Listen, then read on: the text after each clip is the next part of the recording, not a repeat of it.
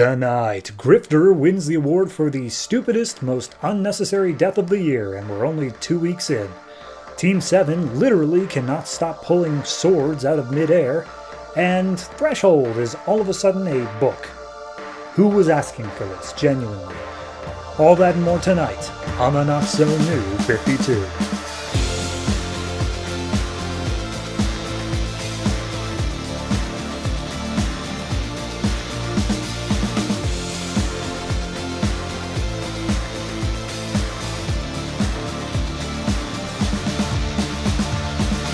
Hello everyone and welcome to episode 72 of the Not So New 52. I am your host and I kinda gotta rush through this intro a little bit to try to keep my timing for the episode right because I have a lot to talk about.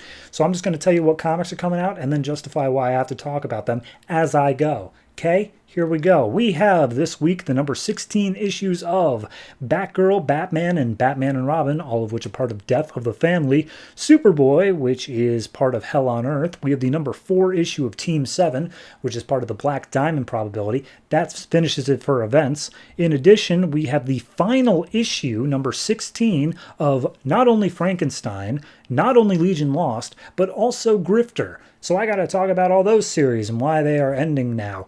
And then to wrap it all up, we have the number 16 issue of Suicide Squad, Deathstroke, Demon Knights, the number 8 issue of the Ravagers, and the final thing I need to talk about is the first issue of Threshold, which, as I will mention in the review itself, you need to go back to last week's episode, listen to me talk about Green Lantern New Guardians Annual number 1, because it has all the info for what in the hell Threshold even is. So, buckle up, kiddos, because it's time for the show.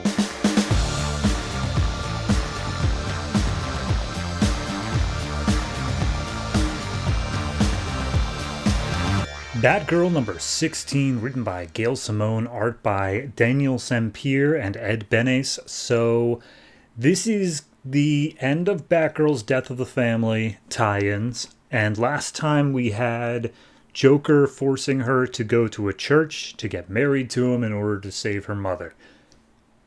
Okay, so this issue picks up with a flashback to Barbara. She's 18, she is newly in the wheelchair, and she is talking to a psychiatrist who's basically like, why don't we talk about your feelings about the wheelchair? And she's like, yeah, I kind of feel like my whole life was ruined. I kind of feel like I'm 18 and everything's just downhill from here.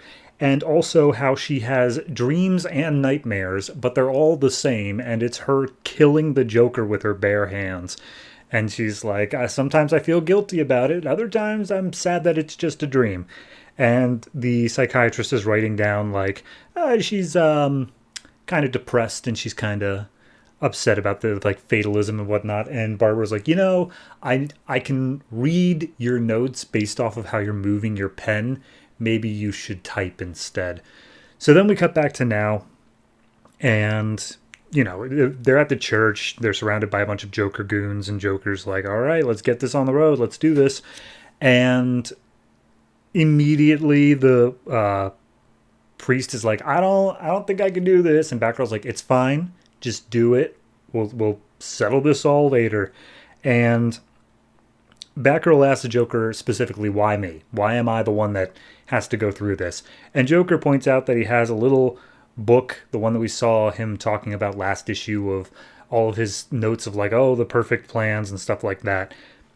But he never really quite answers the question of why it had to be Batgirl. So either way, he just goes on more about like, yep, you bat brats are taking down Batman's abilities, so I'm gonna take you off the table. And then Batgirl's like, you do understand that nobody, probably not even you, believes in this sham of a marriage. Like, I am going to escape. And Joker points out, you're probably right. So I'm going to follow another page out of my book here. And he goes over to one of his goons who opens up a box, and he takes out a chainsaw. And he's like, I'm going to chop off your arms and legs and put you in a basement so you can't possibly ever leave me. Doesn't that sound fun? And the priest tries to step in like, okay, that's not okay in terms of marriage. And Batgirl's like, nope, it's okay, Father. I got this. And she does some calculations in her head of probabilities that she'll get shot or she'll get killed or whatever. She's like, Either way, gotta take him. So she turns around and starts attacking the goons with some batarangs. But before she can even attack like two of them, James Gordon Jr. shows up in the door. And he's like, hey, sorry to interrupt. I just have a message for the bride. And Joker's like, who are you and why shouldn't I kill you right now? And he walks out of the shadows with 2 live grenades in his hands. And he's like, just want to say my piece. Batgirl, Mrs. Gordon is out alive. I got her out safely. Continue. And so Batgirl then immediately starts jumping on the Joker, all the goons, even more recklessly than before. And she is doing some serious damage to them. Like, she is taking out all of her frustrations on the Joker, on his goons. So at one point, one guy is like pleading for mercy, and she's like, mercy? Nah, I think we're fresh out. And she just beats the crap out of him anyway. So apparently Elysia is standing outside, and she sees the whole thing going on, and she's like, dear Lord, what did I get myself into here? And finally, well, I guess I should say, James Gordon Jr. steps up to the Joker in the midst of her beating up the goons and is just like, hey, Joker, got a deal for you. One-time opportunity. Listen up. But we don't get to see the deal. And finally it gets down to Batgirl and the Joker. They're fighting each other. He still has the chainsaw, and they're just like pushing it back and forth at each other until finally Junior steps in and he knocks out Batgirl. And he's like, sorry, I had to make a trade. It was either you or my mother, and I can't let this freak have my mother, so he's allowed to have you, Batgirl. And Joker's like, oh, you are far more interesting. Maybe I should have had or kidnapped you instead. But then he points out, all right, you're going to let the woman in the skating rink go and I walk away, or I kill Batgirl here and now and you won't get to do whatever your plans are. And Joker's like, oh yeah, you're very interesting. But here's the question. What if I kill her and you and take Batgirl anyway? And at that point, Junior pulls out another grenade, and he's like, another gag grenade. And he's like, nope, this one's real. And he pulls the pin and tosses it at Joker, takes cover, and huge explosion, seemingly right in the Joker's face. But as soon as you turn the page, he's fine. He is unblindfolding Barbara Gordon, and he has a bloody serving tray in front of him. And he's like, oh, you won't believe what I've got under here. And Batgirl's narration is just, I'm sorry, Mom, I rolled the dice and I lost. So, to be continued in Batman 17, which is the finale of the entirety of the arc. I like it. I think the marriage thing just seems so unjustified, I think. It's they went through this whole thing of Joker in every single book, including this one, saying how the Batman family just needs to all go, and that's his entire plan, is getting rid of them. And this way he's doing it it just seems more like when they sat down to write it, for every other member of the family, they're like, yeah, they can just be killed. But then in Batgirls, they're like, well, hold on, there's some prior history. What if we make it even creepier? And they decided to land on marriage for that. But it just feels so, why would the Joker do that? And to the point where Batgirl even asked, and it wasn't really given an explanation outside of he thought it'd be funny. And to be fair, that's pretty much all the Joker ever does anything for. But it just feels like there wasn't that extra little push to say why this was actually the reason why. So while I do like the issue enough in terms of the things it does, how it looks, I like Junior jumping into the middle of this, getting involved, sets up some good plots moving forward of, he double-crossed Batgirl. And it turns out that he didn't actually save his mother, by the way. That was just a bluff on his end. So, whoops. So, yeah, I'm going to go ahead and give this one... It's a 6.5. It's very close to a 7, but it's a 6.5. Just in that we all knew this is how it was going to end up. We all knew that, the same way as all the other tie-ins, Batgirl is going to not succeed, and it's going to have to be wrapped up in Batman. Like, it's the exact same across the board. So I'm not upset with it, but the fact that they made it a little bit different in setting it up made me hope that there was something more behind it, and there just wasn't.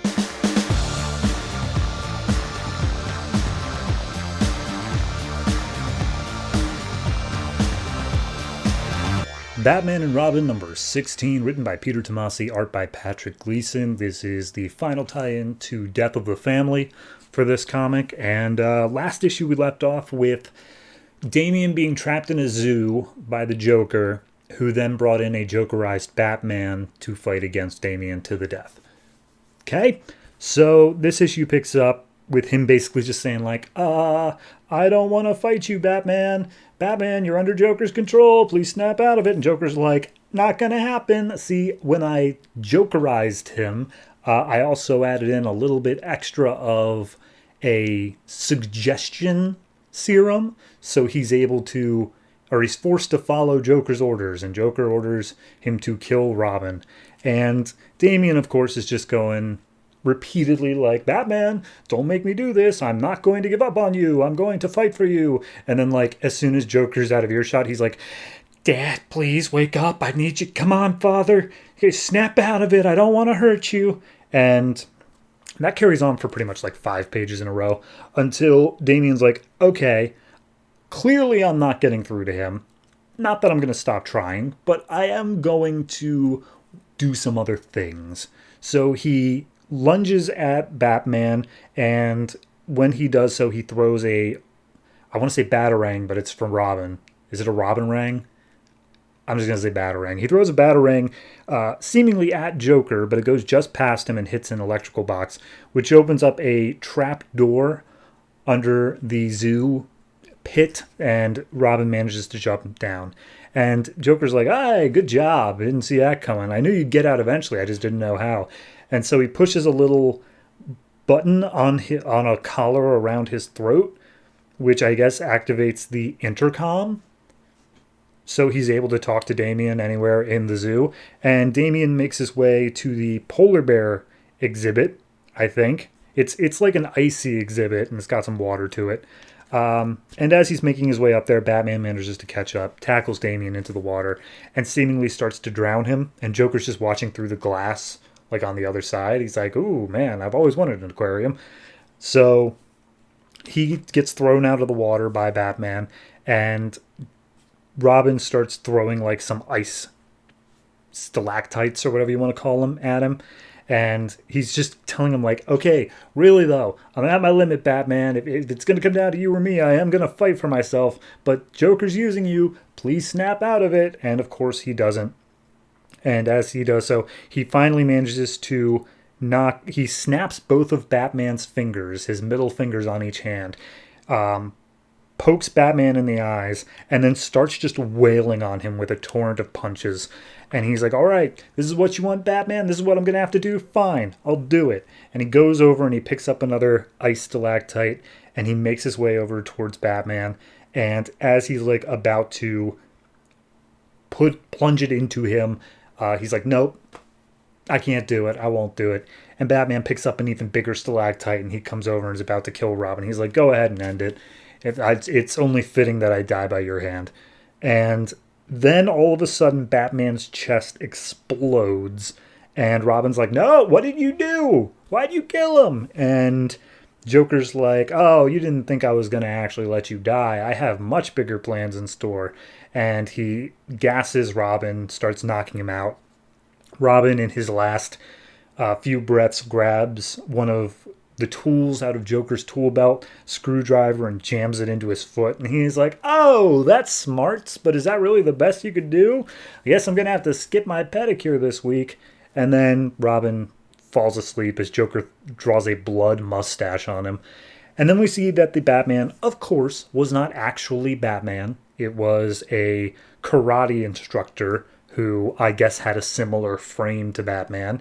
And Joker just took him captive and used him as the stand-in. So, yep. And then we see a whole thing of a dream sequence where Joker's leading Damian through this dark tunnel, and he's like, don't worry, you'll see what happens. You'll see what's waiting for you on the other side.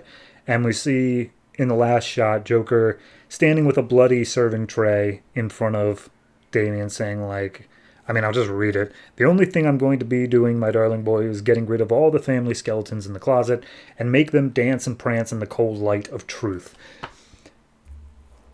To be concluded in Batman proper number 17, where we'll wrap up this whole arc. So that last page, I know I haven't really been saying a lot of dialogue, but that last page is pretty much indicative of how Joker has been talking this entire book and how Damian has been like kind of responding as well. Damian's a lot better about it, but Joker's just been going on and on with the prose and the poetry and like making all these imageries. And it's like, I get it. It's creepy. And the art by Gleason is horrifying, like absolutely terrifying.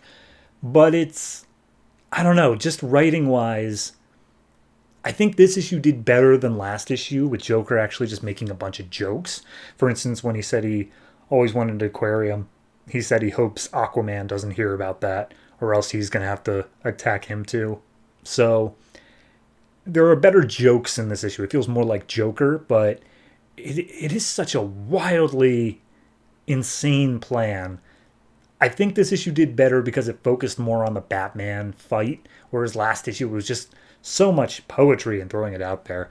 Yeah, I mean, it's fine. It's not my favorite of the Death of the Family tie-ins, obviously. I think that still goes to Batman the Dark Knight as it stands right now. But it's fine. It's not an awful tie-in overall. So this issue's better than last issue. I can't remember what I gave last issue, but I'm going to give this one a 7. Art is fantastic. Art looks great. It really does. It's a different kind of creepy than most of the other artists are doing with the Joker, and it just works for me. So yeah, 7 for this, and we will conclude it all in Batman.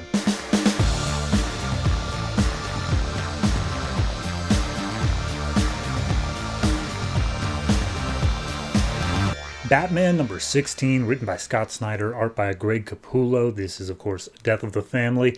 And I'm going to move pretty quick through this one because I also have to cover the backup story because it isn't going to make sense to delay it to a later date. So Batman in the last issue was going to Arkham because he figured that's where Joker is. And we pick up this issue with Joker making a bunch of comments about dancing and like, oh yeah, so I'll let you lead, Batman. And Batman's narration just saying, don't listen to him. You've got the edge here. He wasn't expecting you this soon. And we're seeing a bunch of close-up shots seemingly of Batman dancing with the Joker. But then on the next page, we get the reveal that it's actually a bunch of Arkham guards who are trapped in cells, dressed up like Batman and the Joker, and Batman has been forcing them to dance for days. And they have water at their feet in this cell, and if they stop dancing, Joker will electrocute them and kill them. And Batman is like, all right, it's tempered glass. There's steel netting in between, so even if I break the glass, I can't get them out. Gonna have to figure this out. And Joker's like, hey, Batman, just letting you know, if you stop them from dancing, I am going to absolutely kill them. And at that point, Batman presses a button on his belt, causes an EMP pulse, and Joker's like, oh, I knew you'd do that, but I was waiting on it. The backup generators literally will only take a second. And he turned on backup generators, and immediately he is ready to zap the dancers. But it turns out that in the intervening seconds of darkness, Batman broke the glass on all the cells and tossed in some absorbent balls, is the best way I could say it, to get all the water out of the cells. And then he just starts moving forward. And that's really most of this issue, is Batman just getting past all of Joker's stupid little stunts to get to him. So as he's making his way down this hallway, he sees a flaming horse start trampling after him. And Joker's like, oh, hey, you're in the stables, huh? Well, now you get to do a little bit of sparring. And all the lights kick on. And we see a bunch of inmates from Gotham, or from Arkham, dressed up in like riot guard gear, and they all have like flaming sticks and swords and whatnot. So they all start attacking Batman, and Batman just knocks them all out. And keeping in the theme of horses, one starts coming at him on horseback, and Batman just punches the horse in the head, throws the guy off, and then hops on the horse as well, because why not? So then he moves into the next room where Joker has invited Dollmaker to take a whole bunch of people and stitch them together alive, and they are still alive, into a living tapestry where Joker has drawn some of their classic encounters, such as Joker's laughing fish and the death of Robin. And he's just like, Jesus, man, this is a lot even for you, Joker. And all the bodies start chanting, Hail the Bat King. So then he's like, all right, whatever. He figures he has to be up in Jeremiah Arkham's personal quarters. That's probably where the Joker's watching over everything. So he starts making his way up the stairs. First, he encounters Mr. Freeze, who, in the tradition of hurting these horses, freezes the horse and then bashes his head, causing it to break into a million pieces. Batman immediately takes out Freeze by putting a heat bomb on his chest and saying, like, if you don't move, it won't melt through your chest. Then we encounter Jim Gordon shirtless on the stairs. He holds a gun to Batman's head saying, that's enough. Batman just twists his arm and throws him down the stairs a little bit. Turns out it was Clayface. And he just, as Clayface is like, all right, you want to rumble? Let's rumble. Batman just tases him. And also, I do want to point out that Joker is equating all of these to positions in like a royal court sort of thing. So Clayface is like the theatrical genius, the royal player. Freeze is the groundskeeper. He runs into Scarecrow next, who's the physician, and he starts using his fear toxin. Batman just punches him in the mouth and has a rebreather on him already, so he's fine. And he makes his way up to the final door, and he's like, oh, well, Batman, I didn't expect you to get here this soon. Can you just wait for a second? We're still kind of setting up. And Batman sets some C4 on the door, blows it off, and he starts pushing his way in. Turns out that they barricaded the door. Batman's still able to see inside, though, and he sees Penguin, Riddler, and Two-Face standing at attention like royal guards, Joker wearing a jester hat guarding the throne, and then 4 guards of Arkham dressed up like Wonder Woman, Green Lantern, Superman, and Aquaman. So then Joker's like, hey, hope you like what I did with the place. It's a throne for the Bat King, and I've brought everyone in. Everyone that's part of your close family. Penguin, the man of the cloth, because the religion of Gotham is crime. Riddler, the strategist, who keeps your mind sharp. And Two-Face, the judge, because why not? And of course Joker plays the jester. And then he's like, oh, but I also brought all of your friends. Let's see if they are suitable to take the place of king or queen, and we'll see if they're able to do it. And he takes the one dressed up as Superman and walks him over to a chainsaw that is buried in a rock, but it has jumper cables set up to it, so if he grabs it, he will be electrocuted. But apparently it turns on and off randomly. So he grabs it, he's immediately electrocuted and killed. And Batman's like, I am going to get you for that. And Joker's like, well, let's see if Wonder Woman has what it takes. And she goes to step up to do it. And Batman, he just lunges at the door one last time, pushes all his stuff out of the way, and starts coming after Joker. Joker drops down a barricade so that they can get to it. It's just a bunch of iron bars. But Batman uses a batarang to cut the jumper cables, so they aren't going to murder anybody else anymore. And then Joker's like hides behind Wonder Woman. He's like, all right, well, see if your aim is any good. See if I'm not going to move her into the spot. And Batman's like, I'm not going to throw anything. I'm just going to sit here and wait for the police. You've literally all trapped yourselves. And Batman then is shown a wall of monitors that immediately tune into all the Death of the Family tie-ins, where his entire family is being beaten up and attacked by the Joker. And he's just like, oh, God, they all got involved, didn't they? All right, what do you need me to do, Joker?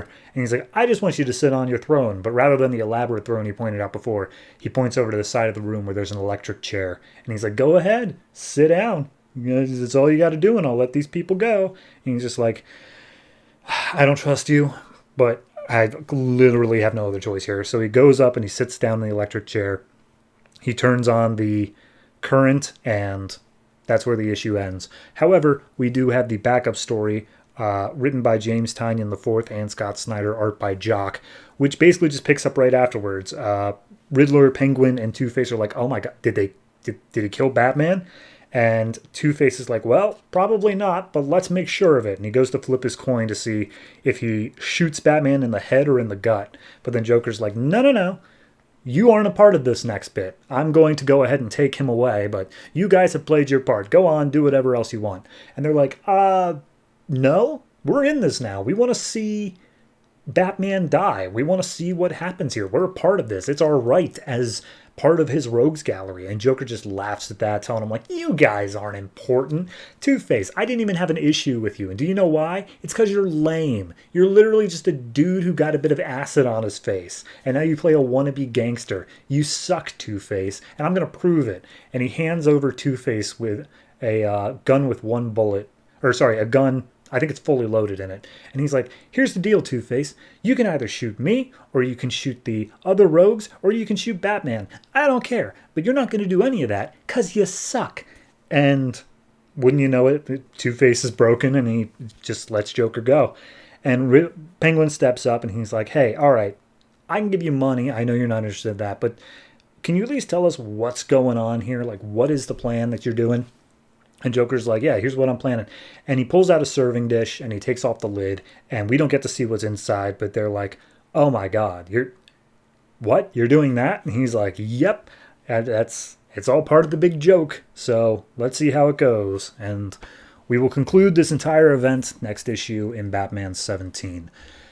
So I like it. I like both parts of it. I think they're both good. What does Scott Snyder have against horses? that was 3 horses that were abused or killed. I don't get that bit. Overall, though, it was just a good little journey. It set up, okay, all these backups have been leading to Joker doing something big in Arkham. This feels more like the culmination of the backups than it does the culmination of what needed to happen in Death of the Family. Like, it was pretty much just a Death of the Family tie-in story, but in Batman proper. So it's okay in that regard. I don't think it does too much to forward the story except get Batman where he needs to be for the finale, which is in Joker's clutches and knowing that the rest of the family is in trouble. So overall, I'm going to give this one I'll give it a 7. It's close to a 7.5, but I'm giving it a 7 just because it was such a just A to B issue. Yes, it had some crazy visuals. Yes, it did some cool stuff, but it didn't feel as significant as other issues in this plot. So yeah, there's that. And as for the backup, I mean, the backup was perfectly fine on its own, but it's not great compared to the main story. So I give that one like a 6 because it's just saying like, hey, here's why the rogues let Batman and the Joker go. So yeah, 6 for that and 7 for the main issue.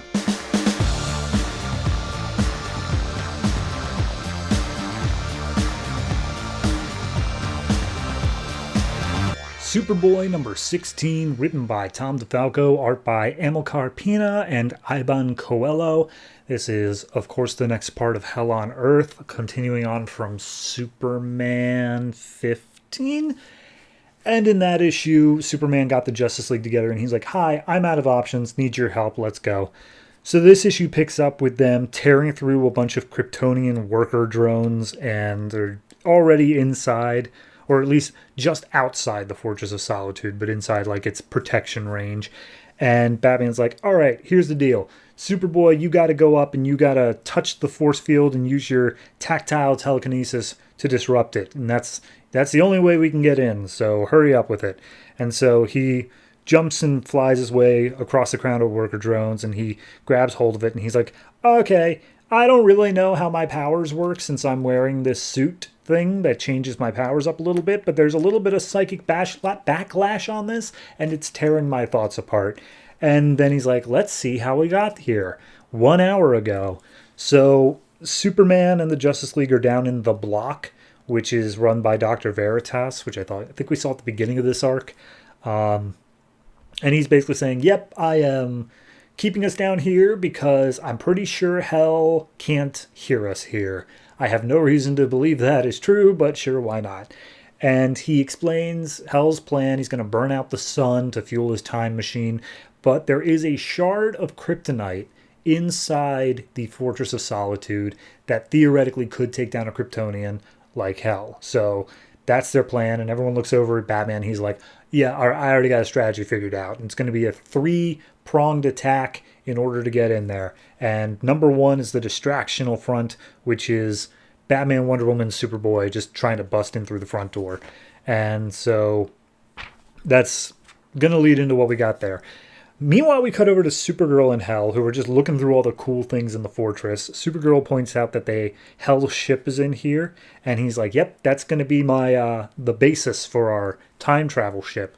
And Kara's like, "That seems so crazy that you could travel through time and space." And Hell's like, "Don't worry, I have done all the math. It is definitely going to work." And then Hell gives her a vision of what Krypton was like and like what they're fighting for. And Kara starts crying. She's like, "It's so beautiful. I never thought I'd get to see this again." And then immediately the world starts being destroyed in front of her. And she's like, "Why are you showing me this?" And Hell's like, "I have to make you feel the same pain that I feel so that you understand the true loss that we experienced." And then he senses that the Justice League is outside. And it's like, "Oh, hey, that's going on." So, cut back to now. Superboy is managing to push through the force field. He disrupts it, and they are ready to make their assault. But first, Flash has to do something, which they don't really explain. But Flash runs up, and he's like, "I need to phase through this crystalline structure. But because it's alien, it's not as normal as it is for me to just phase through it. So it takes all of his Speed Force power, and he does it. Like, it says that it's super hard, but there's nothing to say that it is actually as hard as it is." So then we see the second front, which is Superman and Cyborg, who have been boom tubing around, and I guess that Hell has the ability to redirect boom tubes, but they finally make their way into the fortress on like the fourth try, and they land right in front of a bunch of killer droids, and basically they're just in the middle of Superman's really dangerous stuff room. So I guess Flash has made it in. He busts open the door. Wonder Woman, Batman, and Superboy start running themselves down. And Batman's like, "Hey, Wonder Woman, how about you take care of all those worker drones that are about to attack us from behind?" And she's like, "Oh my God, I'd love to." And so she's ready to just absolutely murder all of them. And Superboy's like, "Don't you think she's kind of, why are we leaving her behind? Doesn't that seem like ungentlemanly?" And he's just like, "Nah, if you knew Wonder Woman, she'd be itching for that fight." So then we get Cyborg and Superman fighting a bunch of killer droids, and Cyborg's like, "Hey, why do you have a room full of the most dangerous stuff in the world?" And he's like, "Well, I fought the most dangerous stuff, and I couldn't just leave it there, could I?" Cyborg's like, "Why don't you bring it up to the Justice League Watchtower?" And he's like, "I couldn't trust it in the Justice League hands." Hope you get that. So Superboy and Batman are running down to where the kryptonite is stored. Finally, they get there, and oops, Hell has already thought of that. He's gotten rid of it somehow. And Superboy's like, "All right, Batman, I hope you have a plan B." And Batman just tells him, "Plan B? We're already on double letters, kid." So then we have Cyborg and Superman fighting a giant, apparently space prison that fires off a bunch of laser beams, and the laser beams teleport their victims to a never-ending series of pocket dimensions. And it makes its way into the room where Batman and Superboy are. It is about to fire a beam at Superboy, and then Superman jumps in the way, and he gets teleported instead. And so he's like, "Oh no, we killed Superman." And Cyborg's like, "No, he said it was a teleporter." And Superboy's like, "Oh, okay, I'll go get him then." And he then jumps into the laser beam, even though Batman's telling him not to, and gets teleported away as well. And then we get like a 2-page epilogue back in the Himalayas, where I guess there was some alien energy. There's a group of, I don't even know who, it literally says unknown. There's a group of people who are investigating it in like hazmat suits, and all of a sudden the ground starts shaking, taking them down into it, and we see the giant, weird-looking alien known as the Herald, which I can't even remember when he showed up. I think it was like the beginning of the event or the issue right before. Maybe it was Zero issue? Either way, he springs out of the ice and he's like, "After months of silence, the Oracle heeds my summons, and the world dies." So next issue of Hell on Earth is Supergirl. However, the part where Superboy is going to get Superman is actually in his annual, which is going to be coming out soon enough. So tune into that, I guess. As for this,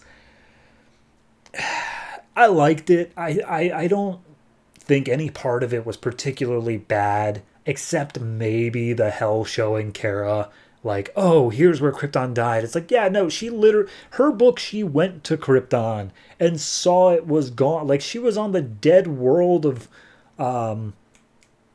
I forget the one, whatever city it was. She was there. She saw her parents dead. And then she went down into Kandor and saw them all dead. Like, she gets it, man. It doesn't quite seem worthwhile for you to keep showing this off of how Krypton died. So that was the only part that was a little bit weird to me. But the rest of it, it was a decent enough, okay, get in, do this thing. And it made sense that all these dangerous things hell has turned against them. So, yeah, I'm down with all that. I don't think any of that really faltered.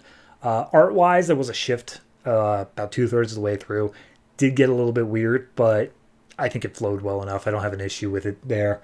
So overall, it's a perfectly fine issue of Hell on Earth, but it is still an issue of Hell on Earth. So, I'm going to go ahead and give it a 6.5. And I think that the improvement really could just come from dropping that little hell bit and then also doing that, like, well, let's go back and see how we got here. Like, just tell us an order, man. We don't gotta, we don't have to do, I understand you want the eye catch of them fighting the battle, but I've already bought the issue. Just tell me the story.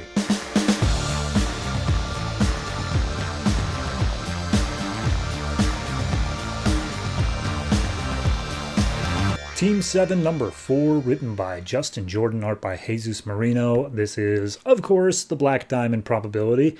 And last issue, we had Deathstroke touching the Black Diamond and turning into Eclipso.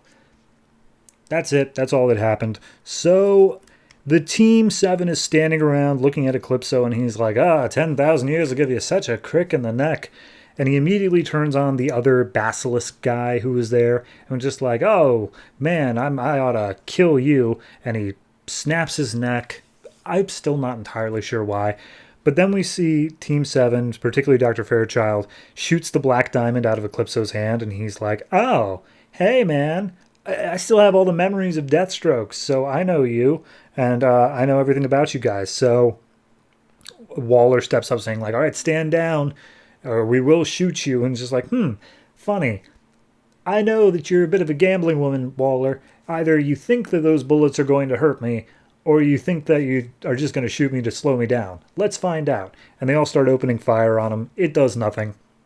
Until Essence steps back in and starts throwing weird mystic black goop at him, which seemingly does do something. And she tells them all to run, and they're like, yeah, sounds good to me. So they start running away from Eclipso, except for Grifter, Cole Cash, who just stays there, and he's like, hey, you guys get out of there. I have a plan. But he doesn't. Like, he just flat out doesn't. So Essence tells Waller, like, hey, remember those sentinels that were, like, going to kill you? Don't worry, they won't bother you if you're running away. They're just here to stop the Black Diamond. I felt the need to explain that for anyone who would have asked.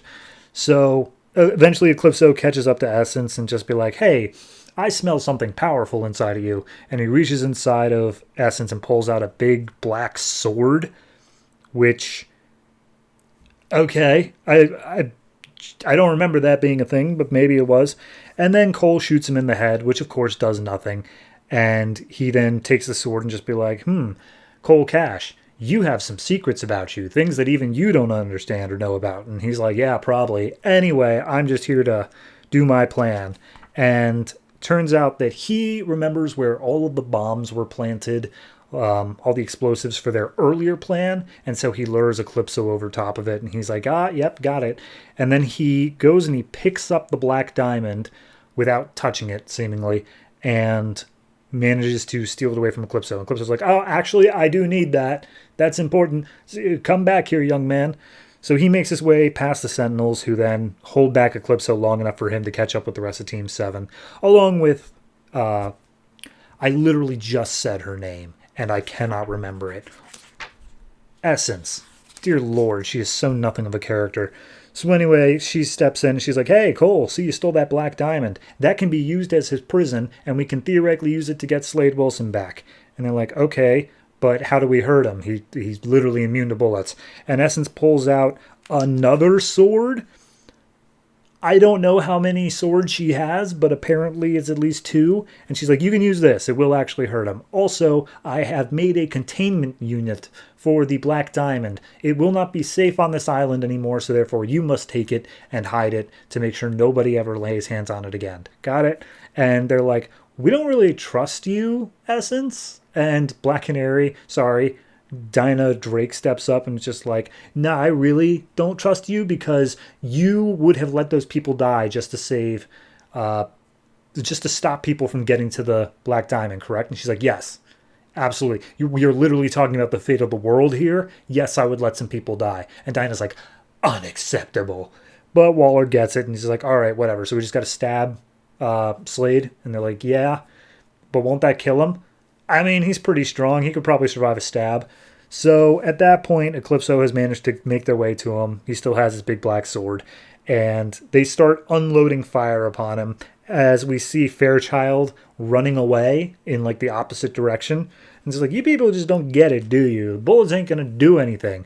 But it turns out that Fairchild was just circling around. He manages to get behind Eclipso, stabs him in the back, through the stomach, and he collapses. And then the essence of Eclipso comes out of S.H.A.D.E, and it's just like looking over the whole Team 7. And it's just like, I pick Cole Cash, because he has powers that even he doesn't know about yet. And as he's going to possess Cole, Cole holds up the Black Diamond. He falls into it and is re-imprisoned again. So they put it inside the containment unit, and they go over to S.H.A.D.E, and he's still alive, just barely, but they need to get out of here.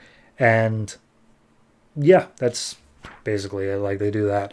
So then we get the epilogue where they're back at Team 7 headquarters, and it turns out that the Black Diamond is like the first thing to go into the Black Room at Argus, where all the magical stuff is kept, but they're keeping that under lock and key.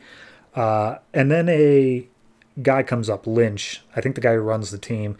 He comes up and he says, like, hey, Deathstroke, or S.H.A.D.E, whatever your name is at this point.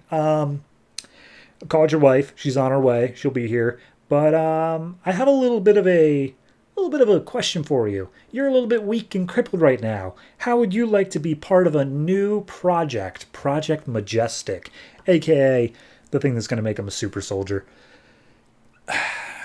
So that's the end of Mission 1, and I'm pretty sure the end of the Black Diamond probability in this book, which is fantastic, gotta say. I mean, it's fine. It's not... I think it did a good job of building Eclipso to be this big threat, but then it immediately got rid of it, of just like, no, you just need to stab him with this sword that literally got pulled out of nothing. It is like the definition of a Deus Ex Machina. And then if you take into account all the earlier issue stuff where it's like, oh, they were infected with Eclipso up on this super jail, but then it turns out actually Eclipso wasn't there. He was over on this island. I'm sure it was explained somehow, but it wasn't explained in a way that made sense and stuck with me. So I think while this particular issue is fine and not that offensive in any meaningful way, the arc as a whole is very weak. So got to deduct some points for that. But I would say this particular issue is probably a...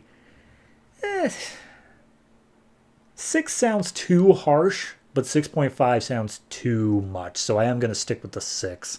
It's a book that has a team element to it, but it seems like it's getting so wrapped up in the plots that it's doing that it doesn't actually care about developing the team. It's more so focused on like see what crazy stuff they're getting up to. I could not tell you more than half of the members of this team. Waller, Wilson, Fairchild by last name, and then Dinah Drake. And then her boyfriend / husband. There's one in a robot suit, and there's a pilot. I couldn't tell you for the life of me. But either way, that's the end of Team 7's first mission.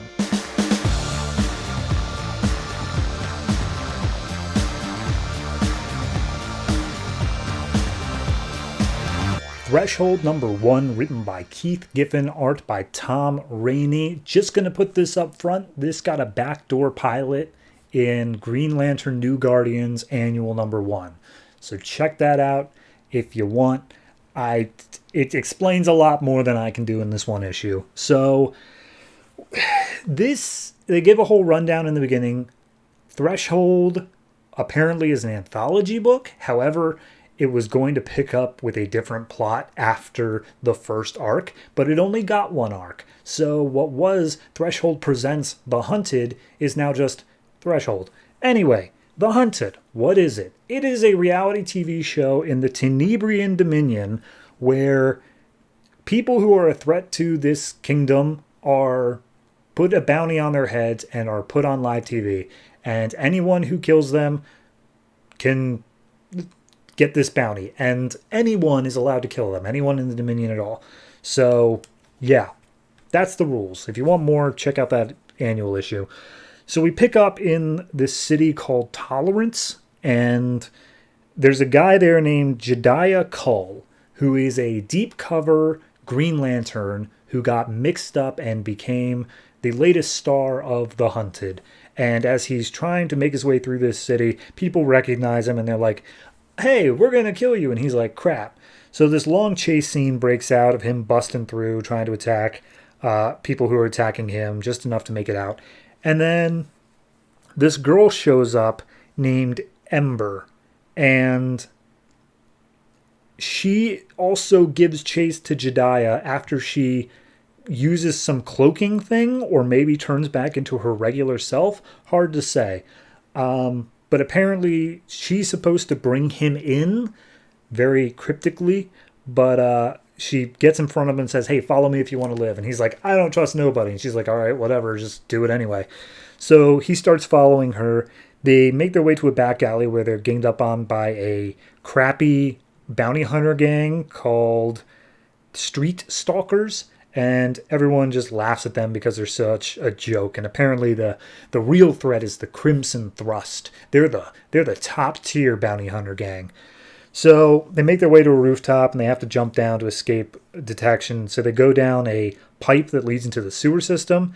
And Ember manages to make it through, but then one of the bounty hunters closes the valve and traps, I've already forgot his name, called up in the higher level. Sorry, Jedediah Cull, that's his name. So he's stuck up there. She has to hack into a little control box to get him through. Meanwhile, the bounty hunters are coming down. They start attacking him. They all drop down in the sewer, and then the Jedediah and Ember team up to beat the bounty hunters. So they are officially off the grid. The live stream doesn't follow them, I guess, despite the fact we see the opposite of that later on. And his Green Lantern ring has been exposed. Now, it's not on his finger. It is embedded in his chest. I don't know what that means, but either way, he's just like, stop staring at my chest. Anyway, I'm out of here. And she's like, no, hey, there's a resistance movement. I'm a part of it. We want you. And he's like, sucks. I'm not going to join. Peace. So she yells at him and he makes his way down. Just be like, man, she did save my life. Maybe I should have been nicer to her. Oh, well. And then he leaves. So then we get a couple of in-universe commercials of basically saying, hey, if you cause a bunch of damage while chasing down somebody, try to clean it up or else. And then, hey, do you want to join the military? Join the military. So then we go to, as far as I can tell, our secondary lead. It's this orange-skinned, blue-haired woman who's sneaking out of a skylight and making her way across some buildings to an old, shack-looking thing. And she's able to turn invisible when she sees there's somebody inside of her shack. And she comes in. The guy already recognizes that she's there. She holds a knife to his throat, and they introduce each other. Her name is Pamiera Sin, a.k.a. someone who supposedly died in action, but now she is part of the Hunted, and a guy named Rick Starr, who is part of the so-called Space Rangers, and he is basically just hitting on her the whole time while saying, hey, look, I know who you are, this is important, and she's like, okay, cool, but, how did you find me? Because if you can find me, literally anybody else who's doing the hunting can find me. And he's just like, I'll let you know in a minute. So they cut over to, I guess, the producers of the show, or like a host or something like that. And they go over the whole Jedediah Call thing, and they're like, man, he is fantastic for ratings. We gotta like try to top this if we want anybody else to tune in, because he is currently the new hotness. And they show part of the live feed of him being down in the sewers during this part, which makes me think like, hey, did you miss the whole bit where there was a resistance movement? No, just ignoring that? Okay, whatever. So the host guy, he talks to the producers and he's like, hey, here's the deal. I got a big one for you, something new coming in. He will be a hunter, or a hunted that hunts other hunted. It's going to be a whole new thing, but you need to keep it like the identity on the down low. So just run it as like mystery ads. But don't worry, he'll show up soon and we'll get massive rating bumps then. So then we cut back to Pam, who is talking to Rick and basically saying, okay, what do you want? And he's like, there are currently 27 people on the hunted who are, being hunted. We can organize. We can become something better. We can be something bigger. And we're looking on how to do that. And she's just like, I've always survived better on my own. I don't think I really need anybody. Anyway, how about you tell me how you found me? And he's like, oh, I didn't find you. I just beat the guys who found you here.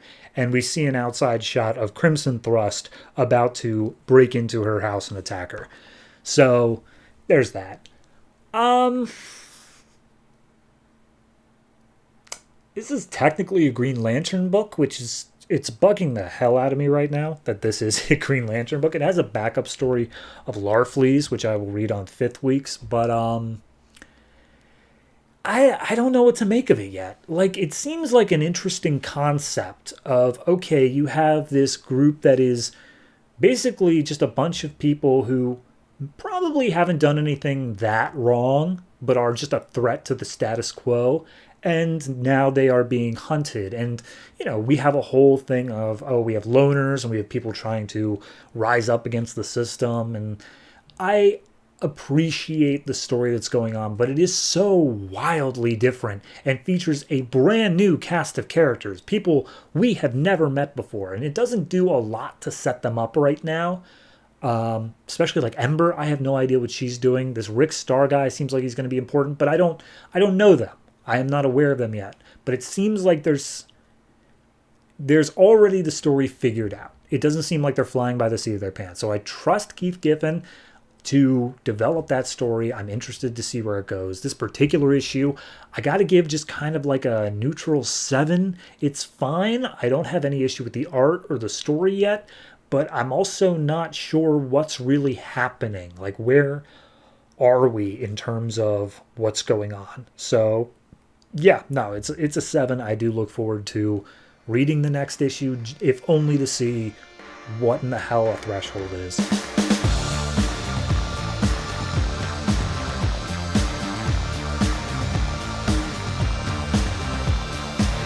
Deathstroke number 16, written by Justin Jordan, art by Edgar Salazar. So last issue, Deathstroke had to go kill a dictator of a small country who is unkillable, and he put a grenade in his pants and blew him up. It wouldn't work, but now he knows how to kill him. So we open up, Deathstroke's flying out the building, and he's like, this isn't a big deal, I can land easily enough. The big problem is the fact that all the people in this country, maybe not all of them, but all the ones right here, are kind of devoted to this dictator, and are going to try to kill me, but I shouldn't kill them. Not won't, shouldn't. So they all start attacking him. He's playing defense. He's trying to get them all to go away. In the end, he throws down a flashbang and manages to escape. So we meet up apparently seconds later, despite the fact that I'm pretty sure it's the next day, and he meets up with that spy. I can't even remember what her name was. I'll say it when it comes up. So he's like, yeah, I'm still alive. Are you surprised? And she's like, a little bit. I guess that means you're not leaving. And he's like, I'm not done with my contract. So yeah. So she takes him to her house, and basically he immediately is like, yeah, here's the thing. I was able to follow you. That doesn't mean anybody else was able to. But don't try to play dumb with me. This isn't just your house. This isn't some abandoned shack. Like, I know there's more to it. And she's just like, yeah, well, there's more to me too. And he's like, yeah, got that too. So as it turns out, she presses a panel on the wall, and there is a underground bunker where they train freedom fighters that are all ready to go and take down Cochet and his government. And Deathstroke's like, okay, all right, I can make this work. I think this is good.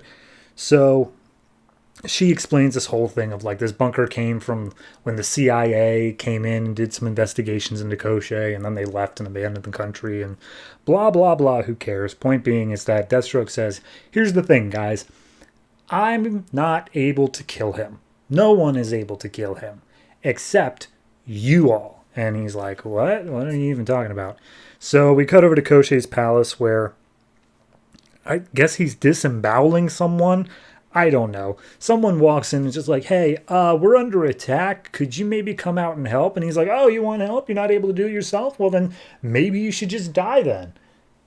Ever thought of that? And so he takes the guy and throws him out a window. And then we see down on the bottom floor, all the royal guards are going up against the freedom fighters who are attacking. But of course, the royal guards never really had to worry about defending the place because Cochet always took care of it. So they immediately surrender. And the freedom fighters are like, don't you see? The power was within us all along. We can take back this country. And then Cochet comes up and picks her up by the neck and is just like, yeah, okay. Her name's Elena. They just said it. So Elena, he picks her up and is just like, all right, look, here's the thing. Shut up. And he throws her against the wall. And wouldn't you know it, he just stands there and takes a rocket to the chest because he has to prove what a badass he is and how he cannot die. And he starts ripping the arms off of some of the people there. And he's like, yeah, that's right. You all better run. I cannot be killed. Nothing can stand against Cochet. And then Deathstroke comes in and chops off his head, which of course still does not kill him. But Deathstroke says, here's the thing. I'm not here to kill you. You overplayed your hand last issue, and you said that only you can choose when you die. Which means that we just have to make life so miserable for you that you want to die. And he manages to bring down Cochet to the ground. Elena thrusts a sword into his chest. And then the freedom fighters all rally once more and start coming after Cochet as he's on the ground and literally chopping him up into like bits. Like they cut off his arm, they mutilate his face and body. He is not okay. And Deathstroke's just eating an apple off to the side, and he's like, I'm just going to let them do this thing. I'll step in when I feel it's necessary. And eventually he puts back on his mask, he walks over, and he's like, all right, here's a gun. It has one bullet in it. You can shoot yourself, or you can shoot whoever here. But regardless, now you know these people are not afraid of you, and they know that they can take you down if they work for it. So, what do you want to do, Cochet? And Cochet's like, I will not be killed by you dogs. I will not be defeated. Cochet is... And then he blows his head off. So, yeah, Cochet chose to die. And he kind of just like disintegrates into a pile of mush. So, whatever that means. And so Elena's like, hey, Deathstroke, what does this mean for our country? He's like, I literally could not care less. I've completed my contract. I'm out. And he gets a little ding on his phone, and it's from Peabody, and it says Red Protocol. And Elena's like, what, is that your next assignment? And he's like, nope. It looks like literally everyone is now trying to kill me. And that's where we leave off. And I'm pretty sure this book gets canceled in 4 issues. So this is probably going to be the last arc of Deathstroke. And, okay, yeah. It's good. I think this is a fine little 2-issue thing. It's just a thing of showing Deathstroke being like, how do I kill an unkillable man? Oh, okay, this is how. And there, that's it. That's like literally, it's such a tiny little story. It's not worth having its own major plot to it, but it does show some ingenuity by Deathstroke. It shows an interesting character dynamic, at the very least, with Cochet. So it's a fine little story, but it's nothing that's amazing. So overall, I'd probably give this one like a 7 sounds too high, so I guess 6.5. But it is fine. It's just nothing incredible, if that defines it at all for you. It's perfectly, I don't want to say filler, because it makes it sound like awful, like it's just biding its time. Like, this story had a structure to it. It had an idea behind it, but it was, in the end, a smaller story. And there's nothing wrong with that, but it is only a 6.5 for it.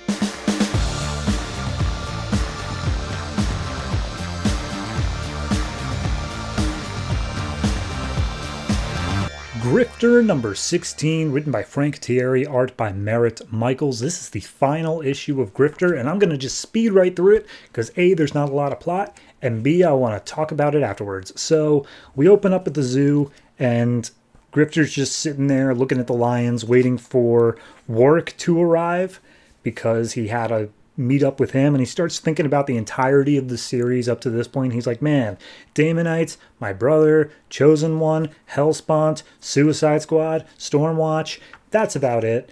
So Warwick arrives, and Grifter puts on his mask. He fires a gun in the air to get everyone out of the zoo, and he's like, hey Warwick, we need to talk. Amanda Waller told me last issue that you're a crazy person. Tell me it ain't true, Warwick. And Warwick's like, I have only ever told you the truth. You have literally seen the Daemonites. You know about them. Like, why do you think it's not true? And she's like, well, what about the other stuff? And Warwick explains that he himself was operated on by the Daemonites. He was bred to become a weapon against Hellspawn. And then Hellspawn wiped them all out, except for him. And then the Daemonites tried to make an even better one, which is where Grifter came from. So, yeah. And then basically he went around trying to convince people aliens existed because he wanted to try to fight against Hellspawn and the Daemonites. So then he found out about Grifter and was like, oh, you were my last hope.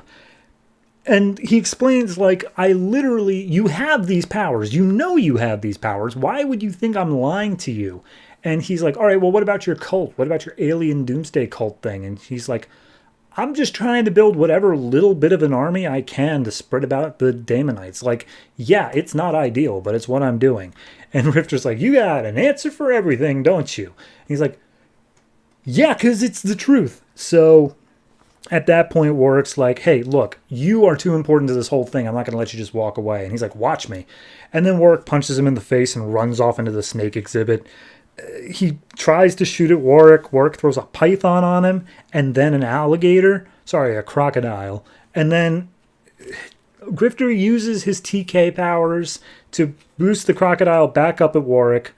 Warwick attacks it with a knife and then is attacked by Grifter's telekinesis anyway to blast them out on top of the lion cage.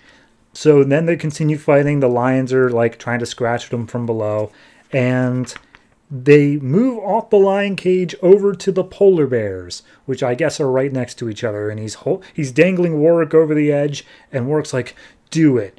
You can take over this. Maybe that's the only way to get you back into this. And then Amanda Waller shows up. And he says, all right, Grifter, here's the deal. We followed you after you left Belle Reve because I've been hunting down Warwick for a while now. So we'll take him into custody and you're all good. And Warwick's like, I ain't ever going back to prison. And he gives Grifter a wink and he falls down. He purposely pushes himself into the polar bear exhibit. And I love this bit because Grifter's like, oh, God. He moved too fast. I didn't have a chance to save him. And then they do a cut to him still clearly alive, yet being mauled by these polar bears. And it's like, dude, you could still save him. You have powers and guns. I'm not sure. Anyway. And then he's like, damn you. So then we get a last page thing of him going to his brother's grave. And he's like, maybe the Daemonites are real. Maybe that whole thing. Maybe I am the chosen one ever. But regardless, right now I need some cold cash time. So I'm not going to be Grifter for a while. And he lays down his mask on his brother's grave and he walks away. And then we get the epilogue of some mystery figure in the Daemonites is watching Cole do this and is like, haha, Warwick is dead and Grifter is no longer grifting. That's two thorns out of my side. And hey, that zoo they were at, that's literally where he was made. What are the odds? And blah, blah, blah. Basically some more saying that coming after Grifter. But it's Hellspawn. Hellspawn has still sworn his vengeance to attacking Grifter because Why not? And that's where the series ends it. Okay. I love that last panel of like, you fell in too quick and I couldn't save you, as he's like screaming, help me, please. He's not actually, but he may as well be. Clearly, he had the potential to help. And I think that's kind of indicative of this whole series, you know? It's just a series of events that feel strung together for the sake of drama, and yet don't actually make any sense. Like, I really was okay with the first arc right up until, over in Superman, Hellspawn killed all the Daemonites. And then we were just kind of left floundering in this book of like, well, that was kind of Grifter's whole thing, so what do we do? And the answer is not a lot. We just kind of jump around a few places. We give him this bigger thing of, oh, chosen one or whatever. Rob Liefeld's writing. It's a mess. And I think that's just the whole book, really, by the time you hit the end of it. That first arc had some promise.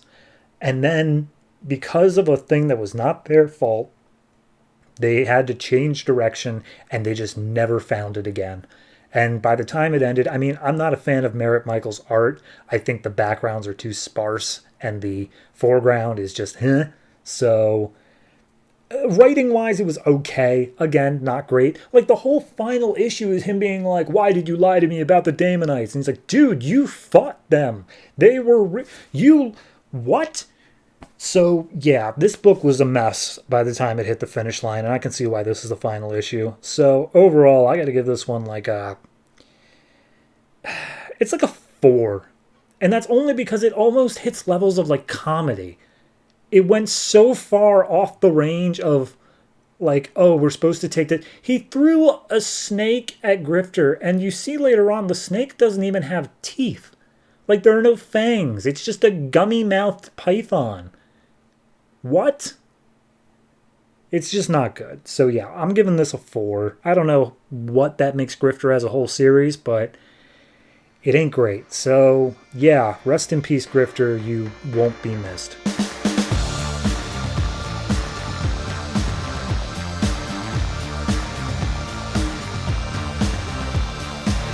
Suicide Squad number 16, written by Adam Glass, art by Henrik, Jonsson. Last issue was the end of the death of the family thing, and Harley escaped from Joker, and also Deadshot woke up from being dead. So this issue picks up literally in that same spot. Harley's getting some surgery, and Deadshot's like, okay, hold on, how am I alive? And Waller's like, good news, when you shot yourself, it missed your heart by an inch. And he's like, I am an expert marksman, and you're telling me I missed my own heart? And she's like, yep, I literally said that. Do not question me any further. And so she leaves and says, you know, hey, we're going to take care of you. You're going to get you better. And then you're going to be good to go in like 2 hours for our next mission. And we see the scientist that was from the cult back in issue, like, I don't even know what. She's there fixing up Deadshot, and he's like, oh, well, how did we even get out of there? And then we see the flashback to what would have happened if Death in the Family didn't have to happen right then, where Harley and King Shark and Boomerang are fighting against agents of Basilisk. Harley's trying to protect Deadshot's body, and King Shark's like, we gotta leave him behind. And she's like, I'm not leaving nobody behind. We're getting him out of here.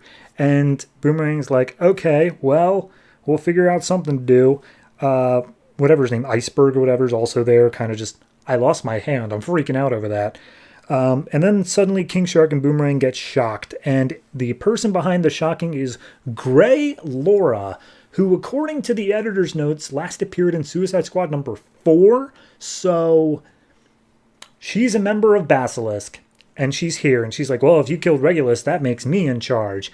And she goes over to attack Harley, uses her prehensile tail with a spike on the end to knock out Iceberg and also Harley. But Harley gets back up and she's like, okay, you want to fight? I've got an idea. And she throws some stuff in Laura's face and then punches her in the nose when she's distracted.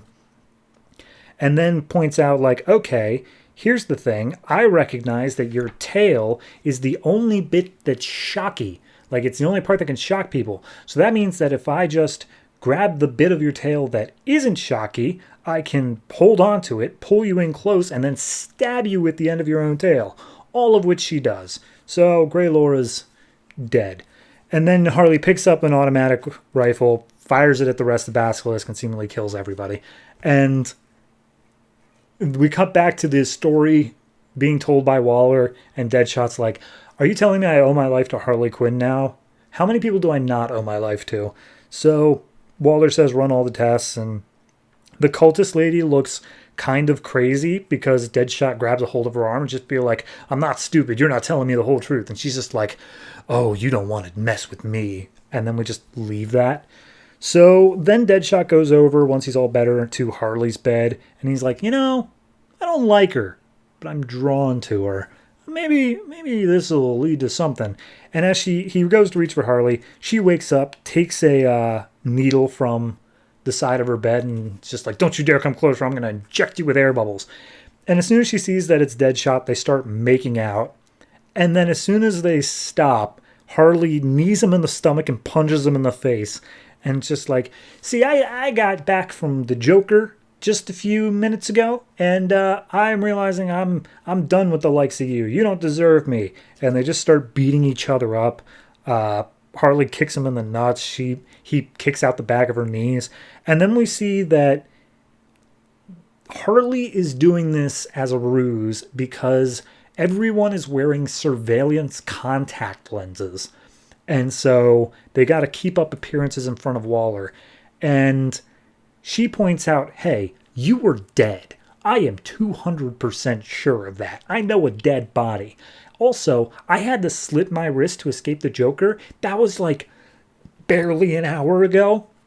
And she shows her wrists and they're perfectly healed. And he's just like, they're doing something to us and we need to stay on top of it. But to do so, we need to keep up this act. So she tells him to break her nose to keep it up. He does so. And then Waller is seemingly none the wiser. So then we get the basic of where everybody is right now. Iceberg has apparently gone into an ice cocoon from the trauma of losing his hand. He'll come back at some later point. El Diablo has embraced the devil. Because sure. And Black Spider, she ran all the tests looking for any sort of brainwashing. Turns out, nope. He literally just betrayed them because he truly believes it. So there's that. And he's like, all right, well, either way, we got a new mission. Get everybody ready. And he lets Harley and Deadshot into the mess hall to eat like some actual good food. And Deadshot's like, I don't trust any of this. Meanwhile, Harley's just devouring some cheesecake. And Walter's like, no, genuinely, like, I know I'm kind of a hard ass, but this is my little olive branch. And she's like, yeah, all right, what's the package and what are we doing? And he's like, all right, yeah, fine. I'll tell you when you're out there. So Deadshot heads to the armory, gets all of his guns ready. Harley picks up a whip and makes a 50 Shades of Grey joke, because sure. And they make their way out to the helicopter. And we see that the team now consists of Harley and Deadshot, obviously. King Shark, still doing fine. Yo-Yo, who has previously been behind the scenes working with Waller, is now back on the team. And he's like, yeah, I was inside King Shark's stomach. Isn't that crazy? And she's like, yeah, I guess. And then Voltaic, who was back in like issue 2 when he died, he's back again, but he's kind of like brain dead. Like he's just staring off into space, not reacting to anything. And just like, okay, that's weird. So they all get up on the plane or the helicopter, and Waller comes on the TV just being like, here's the thing. The gang out in Chinatown need you guys to take care of it. The name of the package is Chang Ming Zhu, better known as Red Orchid. And Yo-Yo's like, oh my god, that's my sister.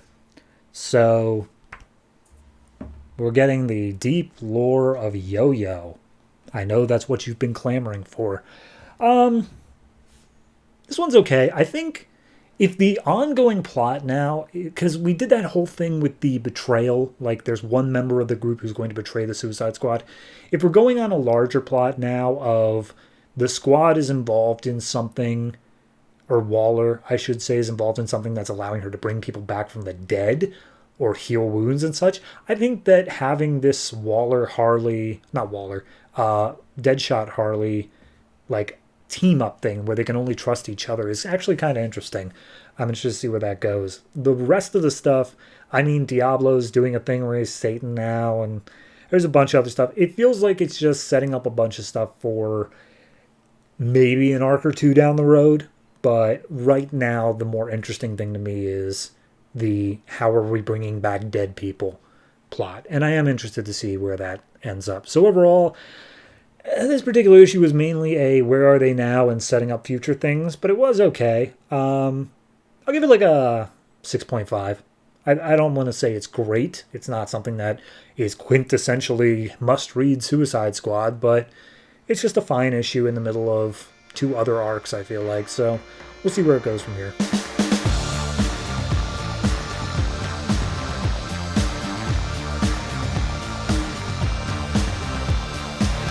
Legion Lost number 16, written by Tom DeFalco, art by Andre Guinaldo. This is the final issue of Legion Lost. And last issue, we had Adam from the future wanting to set off some major bomb thing that would kill a whole bunch of people on Earth, but would save the universe because he's just pragmatic like that. And nobody wanted to join him except for Harvest, who stepped up and was like, I'll do it. So this issue picks up, and by the way, just got to say right off the bat, Fury of Firestorm number 15 revealed that this is Captain Atom. Like, Captain Atom was time displaced and given amnesia, and he woke up in the 30th century, and this is him. So this is actually Captain Atom playing Captain Atom. Hilarious, I know. Anyway, so Harvest is like, all right, here's your time bubble. Use this in order to set off whatever superpowered bomb thing you want. And Captain Atom's like, okay, but like, why are you helping me? What's going on? And he's just like, I believe in protecting the Earth, the same as you. That's quite literally it. By the way, take this. It's very important. It's a super tool thing that's going to help you at the proper time.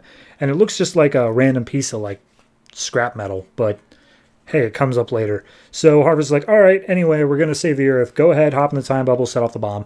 And so he hops in, and Harvest is like, boy, I hope that guy manages to live. The entire universe rests on him. And Leash is nearby, and Leash is like, I thought that was your job, Harvest. And he's like, shut up. Anyway, we got to take care of some stuff. So Captain Atom, he goes an hour back in time to set up the bomb so that none of this ever happens. And then we cut over to still now, but the time bubble's in there because the bomb is in there. It's all sorts of confusing. But anyway, Chameleon Girl and Tyrock are having a moment, and they're just like, okay, well, regardless of where your true intentions lie, you stood up at the proper moment, Chameleon Girl. That makes you a Legion member now forever. So let's defeat Dagger and save the world. And so they make a last stand as a Legion. And they're like saying like, oh no, we'll definitely make it through this. We're fine as a team. But they're all like, oh God, I don't see any way out of this. So they go up and do that thing. And then Warblade and Psykill, the two of Harvest Men that were working with the... so many people. Caitlin Fairchild and the other guy, the wolf guy. I'm not even going to Timberwolf. There it is. They betray them, and at that point, Warblade was like, by the way, Ridge from the Ravagers, the offer still stands if you want to come with us. Otherwise, you'll die here. Superboy's still going nuts, and there's no way to get through to him. Even though Harvest isn't even around anymore, he's still just beholden to Harvest's will. And then Harvest just gets into the protective dome around the building, and Leash is like, why didn't you do that from the beginning if like you were able to always do that? And Harvest is like, I've been through this before. This is my second time through this path, and it's very important not to change anything. Anyway, I just need to grab one thing and then we're out. And he goes and picks up the same piece of scrap metal that he gave to Adam at the first point. And it's like, wait a minute, hold on. Are we stuck in a time loop? And Harvest is like, yep, pretty much. But now we're at the point where I don't know what happens anymore. So this is all going to be very interesting. Then we see Gates has teleported himself to Mount Rushmore, and he's like, screw it. I don't need to go back. I don't owe them anything. Why would I?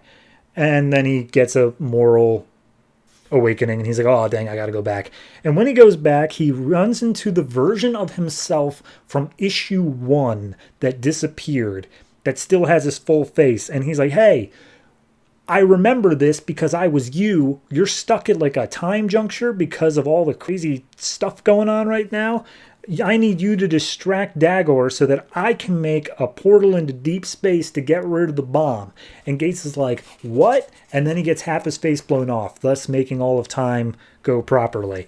Then we cut over to Adam, who he sets off the bomb, and he's like, all right, singularity bomb's ready to go. I guess I'll use whatever this crazy piece of metal is. And it turns out it's a null field, which protects him from, like, anything. So he's going to use the time bubble to go back into the future, but he actually can't because time is wonky. So then he decides he's going to go back to the past, and he's going to use the technology so that when he comes around again this time, he'll be better to encounter Dagor and the Legion again. So he disappears, the bomb goes into deep space, everyone gets down and protects himself, and they're like, okay, everyone's fine, everyone's doing good, hooray, the Legion did it. Superboy snaps out of it, and he's like, oh my god, I was a weapon used for harvest all along? And everyone's like, yeah, Superboy, you literally open every one of your books with that, get over it. So Psykill and Warblade are trying to escape, but Dawnstar's like, you guys killed Wildfire. I'll get you for this. And then they have Psykill just spit out Wildfire's original suit, and it immediately fills back up with Wildfire's anti-energy. And so he's fine. He's just, yeah, he was okay. And Dawnstar hugs him, and everyone's like, yeah, the Legion succeeded, and we're all alive. And Timberwolf's like, Gates kind of died. And then Gates comes out of a portal being like, actually, I'm fine. I guess I didn't remember seeing me die. Oopsie. And so everyone seems to be fine, but then Tellus is like, hey, that giant world-ending weapon that Dagor tried to put in, turns out it wasn't a weapon to destroy the world. It was just a beacon to bring something to destroy the world. And they're like, okay, did it connect? And he's like, I don't know. I'm like, all right, well, whatever comes, we'll be here to fight it. Long live the Legion. And then Legion is canceled. So, screw Harvest. Just going to put that out there. It got so wildly complicated right there at the end, where it's like, no, we're going to go back an hour and we're going to set this. But it turns out that Nathaniel Adam is Captain Adam, and he's already been sent from this time to go into the future, but now he's going back to the past to possibly become somebody else by the time he hits now. Maybe he's Harvest, but Harvest has already been through this once before, and he knows what's going to happen, but he doesn't know what's going to happen because none of this book makes sense. I feel like the initial plot of this book was the Legion goes back in time to stop a virus, and then they get trapped there. And now the plot of this book is, how many books is Tom DeFalco writing? And maybe Scott Lobdell. And then it's just going off on that. It is such a huge ending that it makes sense to be the ending. But I also can see the 8 different plot points that he's just waiting to write about in other books. Like, the Legion will still be here. I guarantee you they will show up in another book. Can't say which one specifically, but they will be. It's not a horrible issue within itself. It's just kind of like, yeah, sure, it may as well end with that. So I'll give this one a...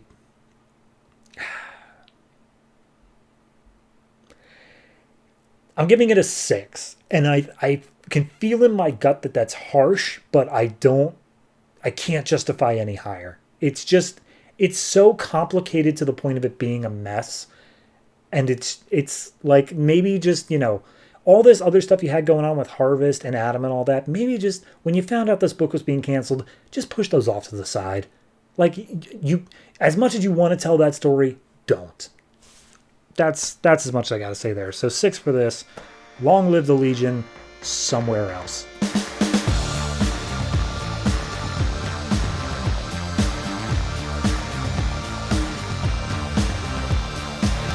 The Ravagers, Issue 8, written by Michael Allen Nelson, art by Ig Guara, layouts are Ron Friends, so I'm not entirely sure how much that means here. So, last issue we had all the Ravagers kind of get beaten up by Rose and Warblade, but then Terra turned it around and almost killed them, and then they just were like, we need some extra training. This issue has nothing to do with that, at all. So, We pick up in a place called Hartsville, Colorado. A girl is sneaking out of her house, or maybe trying to sneak back in, and she is brought inside by her sheriff father, who's like, I can't believe you snuck out and tried to go to that kegger with those other high school kids. And her brother's like, man, I tried to tell her, Dad. And he's like, don't you try to play the good guy. You were supposed to keep an eye on her. You're both grounded. So girl's name is Candace, I believe. And the guy's name is, I don't know. But regardless, there's a big blinding light, and the dad goes out to investigate. And we see that it is Warblade and Rose who are trying to take out a meta named Adam. And he has some sort of big energy power thing. And he's freaking out because it apparently hurts him a whole lot. And they're trying to calm him down so he doesn't explode. But it ain't going so well because calming people down is not really their thing. So he does explode. And it turns out that his energy or whatever infects everybody in town. Like we see a picture of their brains being infected by this thing. And after the explosion happens, the sheriff comes up and comes after Rose and Warblade. And he's just like, yeah, you're not going to be able to stop us. We're going to go now. So Rose then points out like, hey, wait a minute, hold on. Our guy, Adam, he didn't explode. He imploded, which means something or another. Long story short, she recognizes that everyone in this town is now infected with the same sort of thing that Adam had, and they're all going to start imploding extremely soon. However, people with a meta gene are not impacted. Because sure, it's non-baryonic radiation. What does that mean? Doesn't matter. But at that point, Rose points out like, okay, here's the thing. That dude that we were tracking down escaped from Harvest, and it's our fault that he escaped, and we're trying to clean this up without him knowing. So if people start imploding in this town, Harvest is going to find out. And if we murder everyone in this town before they implode, Harvest is still going to find out. So we need to somehow solve this situation. Warblade's like, I don't like that, I'm not going to kill, but okay. So then we see the kids back at home, Candace, and I feel like his name is Ryan. I feel like I remember reading Ryan, but I genuinely do not see it anywhere on these pages. So they're planning on leaving again, trying to get out of town, move in with their mom, who's in Denver. And Ryan's like, oh, Candace, I can't let you go. You don't even have your driver's license. And she's like, all right, guess you're driving. So Rose and Warblade are like, all right, everyone's aiming their guns at us because we may or may not be murderers. Fair enough. But we understand what's best for the town. We need you all to back off. And the sheriff's like, clearly something bigger than us is going on. We at least recognize that, and we'll listen to what you have to say. Warblade goes off, and he closes the only road in and out of town by knocking down a mountain on it. And then one guy in the crowd named Murray starts glowing the same way. Rose gets everyone away from him. He starts freaking out. He's yelling how much it hurts and it burns. His wife is like, no, Murray, please don't leave. And he's like, I'm trying not to. But then, of course, he explodes, and Murray's wife starts freaking out. It's like, oh, why couldn't you save him? This is all your fault. You're the problem here. And Warblade's like, I wanted to kill him, yeah, but like, not like that. So at this point, we see the kids have made their way to where the mountain was brought down. They're like, okay, well, can't get out this way, but there is a secret way out of town.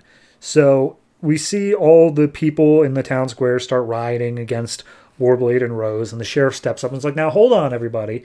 Clearly they were right that we are infected with something. We need to at least listen to them. We can't go out and infect the rest of the world with this stuff. Otherwise, we'd be no better than them. And he's just like, all right, well, fair enough. So turns out that there is Rose is like, hey, you better make sure that this place is sealed off. So Warblade goes around and finds the extra way out of town, but he finds it at the exact same time the kids are there. So he drops him back off in front of the sheriff, and the sheriff's like, oh, of course you managed to try to get out of town right after I left. Oh, we're going to have the talking to, kids. But before that can happen, another building nearby just explodes. Like, they weren't even ready for that one. So it looks like it's about to collapse with some people alive still inside. Rose says we have to go rescue him, and Warblade's like, okay, hold on now. you're getting soft on me. Sure, we could protect the town, but like this is just a death that would have been totally understandable. I think you're getting soft on me. And Rose is like, yeah, that's what you think? Well, Harvest is going to have our heads if he finds out. So we got to make sure that he never finds out. Also, if we start killing people, that's like Justice League levels will be on our ass. And he's like, still think you're going soft. So at that point, Warblade and the sheriff start arguing with each other about like what the best course of action is. Warblade still wants to kill everybody. The sheriff is just like, well, it seems like it's in your best interest if we stay alive. So they have a little stare off. And before they're able to really get anything done, Rose starts glowing. And she's like, wait a minute, how is it possible I'm glowing? I have the metagene. And she's just like, well, I don't understand it. Something crazy's going on. But then before they can do anything else, the Ravagers show up. Like Caitlin Fairchild and gang. And it's just like, oh, well, looks like your luck has run out, Rose. So I'm sure we're getting some sort of fight scene next issue.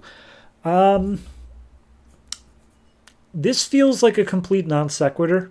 Like, based off of what we saw last issue in terms of, oh, the team needs training and this, that, and the other thing. This feels like, yeah, we just had this plot in the back burner and we're just going to run with it. Like, I don't get what we're doing here yet. Sure, I like the characterization they've set up. The sheriff is an interesting character. His kid's trying to escape. Perfectly fine story. I think it is a okay story, but like, it's just such a left turn out of nowhere from the last issue that I'm not sure where we're going anymore. It is worth noting this gets canceled at issue 12, so we might already be in the last arc. Maybe he just really wanted to get to this point. The writer did. So we'll see where it goes. But overall, I got to give this one I'll give it a 6.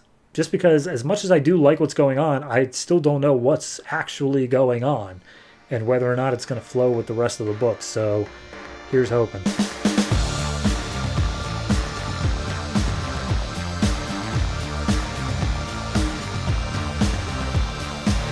Demon Knights number 16, written by Robert Venditti, art by Bernard Chang. So last issue, the gang broke up.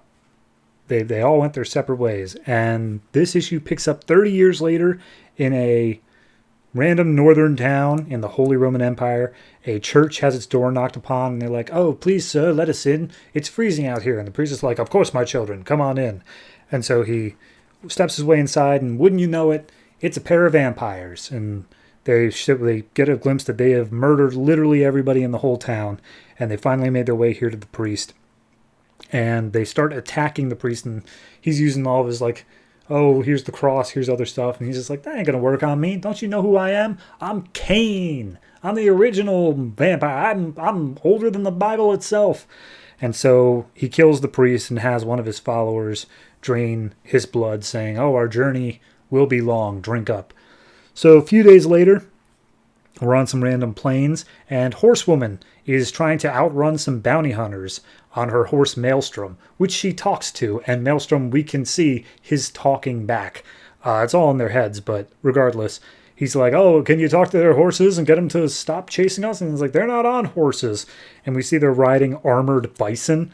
So they start attacking Horsewoman. They do end up catching up to her and knocking her off her horse, and they hold her captive, and the horse is like, hey, you need to break our bond because I'm not going anywhere. Like, I broke my leg, I'm out. And she's like, oh, God, you have served me well. Thank you, Maelstrom. You are released. And then they chop off Maelstrom's head and say, all right, well, that's going to feed our bison and our dogs. Anyway, we're going to bring you in for a bounty. And he's like, what do you mean a bounty? How do you even know about me? And she's like, oh, you got a bounty. So then we cut to the city of Al-Wadi, a city in the heart of Spain. And we cut down to the catacombs underneath at the dungeons, where they just throw Horsewoman in, and she's unable to move because she obviously needs a horse to move around. And she hears somebody calling out her name in the dungeon, and she looks over, and she's like, oh, was it you? Did you put the bounty on my head? Turns out it's Exaristos, who's chained to the wall. And I say to the wall very loosely because, as it turns out, she's actually chained to Sir Yiston, who's on the other side of the wall. And they were both caught separately. Apparently they went there when everyone broke up, they went together to a place, but then something happened where they had to end up splitting up like 10 years ago. So turns out that if Exoristos had been breaking off the walls so constantly that now they just chained through the walls to Siriuston. So that way, anytime that Exoristos tried to break out again, it would just break Siriuston's arms. So, yeah. Anyway, they start talking. They're like, we have no idea what's going on, but we all are managing to come together again. It's like our destiny as demon knights. And then someone shows up outside the dungeons just like, hey, are those guys? Get them out of there. What are they doing in there? Oh, you guys messed up big time. We're going to have your heads. And he's like, hey, sorry, I'm here. I come from the Caliph. This is all a big misunderstanding. I'm so sorry. Come with me. And they unlock Exoristos, pick up Horsewoman, and Siriuston's left on the other side of the wall like, hello? So all three of them make their way into the main chamber, and there's a very rich-looking man standing there, and he's just like, oh, I'm so sorry. This was all a misunderstanding. He's like, oh, we'll beat the crap out of you. And he's like, are you sure? Even an old friend? And they're like, oh, you're Al-Jabir. You got old. And they're like, yeah, I got old. You all have eternal youth. I'm just a guy, and I got old in 30 years. And they point out that he's in charge of this whole city, which has such technological marvels. They literally have hot air balloons. And he's like, yes, I thought of it. Don't you ever think it's strange that smoke rises, but cold air stays low? And it's like, no. He's like, well, I did, and I made that. So anyway, they talk about it and say like, yeah, no, I've been studying this thing that's going on. There's apparently a plague that's not like a plague that knocks you out, like it's vampires. He doesn't say it, but he says it does all this stuff. And they're like, okay, well, if it's a plague, why do you need us? It seems a little bit beneath our own thing. It's like, well, turns out there's a woman riding with the leader, and she's kind of big and strong and an Amazon. And Exoristos like, that's impossible. No one else has ever left the island except for me. And he's like, well, I'm just telling you what I know. And then a falcon comes in through the window, and he's like, yes, I dispatched this falcon when I left my travels. He's brought along a note. Oh, it's just a finger belonging to the Duke of Stanislav. So, yeah, Kane, the leader, and he's taunting us. He knows that he's too strong. We need to get rid of him. And he takes the falcon and breaks its neck, and everyone's like, whoa, dude, what did the falcon do to you? And he's like, I've got this theory that plague can be carried via birds, so it's better safe than sorry. And he throws it in the fire. And he's like, anyway, here's the thing.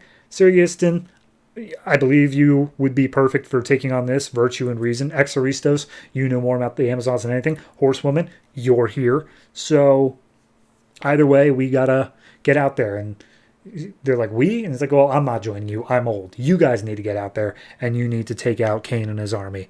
And they're like, all right, we'll do it. And he's like, but you may need a little bit of extra help because they are super duper strong vampires. Long story short, you need to go get Etrigan. And they're like, dude, we hate Etrigan. He sucks. He betrayed us. And it's like, yeah, but we need him. So go get Jason Blood and do that.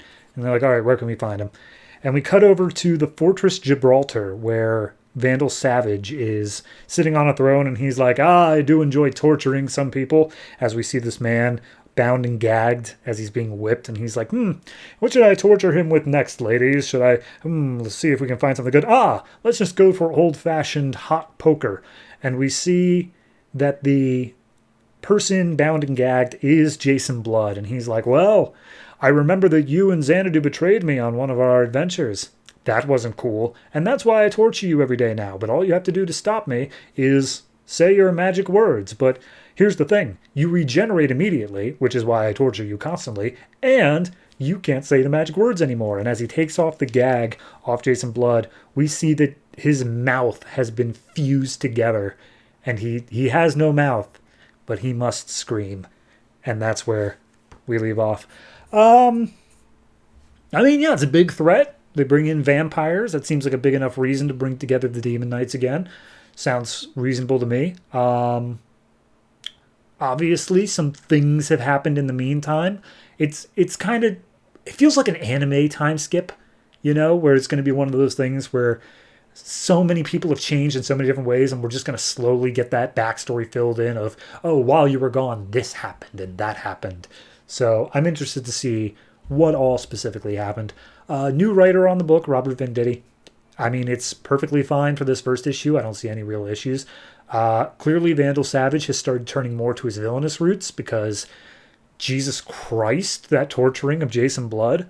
So yeah, I'm interested. I'm into it. I'm gonna give this one I'm going to give it a 7.5. I really do enjoy it. I think it's a good start to a nice new arc. Clearly, based off my own personal interest in Vampire, I'm already interested in the vampire arc stuff, so I'm down. 7.5. Love it.